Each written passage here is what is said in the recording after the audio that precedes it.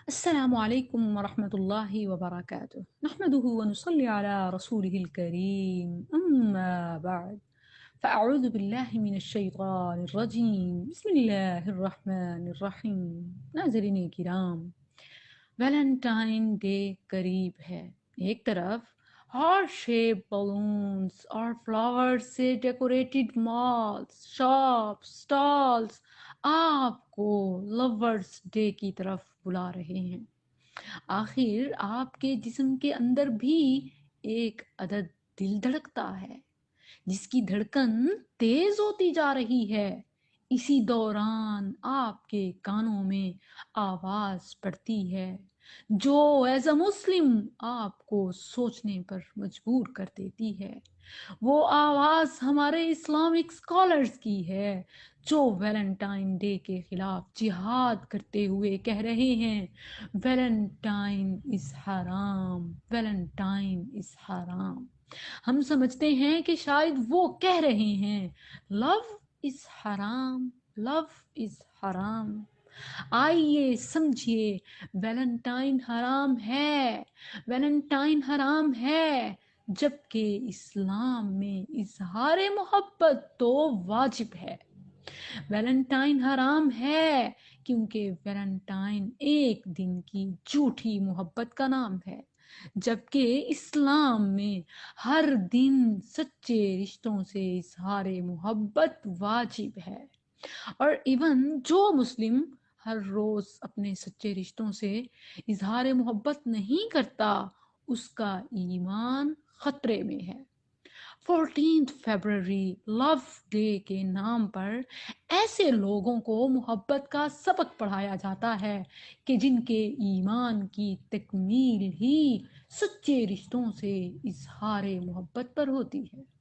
اصل میں یہ 14 فیبرری لو ڈے نہیں، بلکہ آنکھیں کھولیے اور دیکھیے، یہ ہمارے اغیار کفار کی ہمارے خلاف سازش ہے۔ انہیں تو بے حیائی منانے کے لیے کوئی ایک دن نہیں چاہیے۔ یہ ایک دن کا تماشا تو مسلم ممالک کو بے حیائی، ولگیرٹی کا دعوت نامہ دینا ہے۔ 14 فیبرری ویلنٹائن ڈے کے نام پر جو نشہ انہوں نے مسلم امہ کو چکھایا، اس کے رزلٹ سے وہ پورا سال محظوظ ہوتے رہتے ہیں۔ Facebook, WhatsApp, Insta, social media کی دیواروں سے ہوٹلز کی دیواروں کے پیچھے لو، فلاورز، ویلنٹائن ڈے کی آڑ میں کیا کچھ نہیں ہوتا۔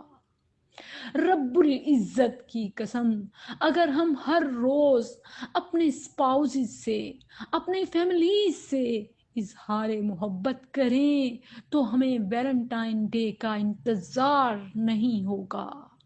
جب پیٹ بھرا ہوتا ہے تو پیزا اور برگر کی بھی طلب نہیں رہتی، مگر جب پیٹ خالی ہو تو انسان غلاظت کھانا بھی پسند کرتا ہے۔ اس لیے اسلام میں صرف ایک دن کی محبت نہیں، اسی لیے اسلام صرف ایک دن کی محبت کا قائل نہیں، بلکہ پورا سال، ہر دن۔